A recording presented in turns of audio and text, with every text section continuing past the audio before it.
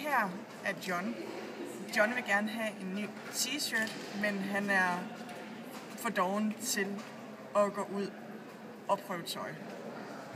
Derfor har vi lavet et spejl til John, så han kan prøve tøjet uden fysisk at være i butikken.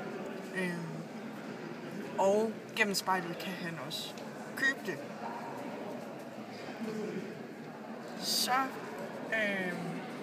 vælger John at tænde for sit spejl, og så kan han se sig selv i spejlet med en t-shirt.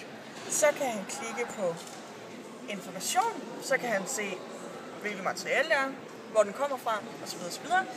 Han kan klikke på pris, så ser han, hvad t-shirten koster, og hvis det så er fint for ham, så kan han trykke køb, og så bliver den leveret lige til døren og betalt via noget på nettet. Hvad hedder det? PVS? Ja. Noget.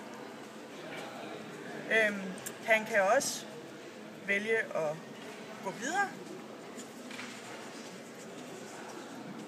Så kommer der en ny t-shirt. Han kan så enten vælge at købe, eller han kan vælge at trykke videre.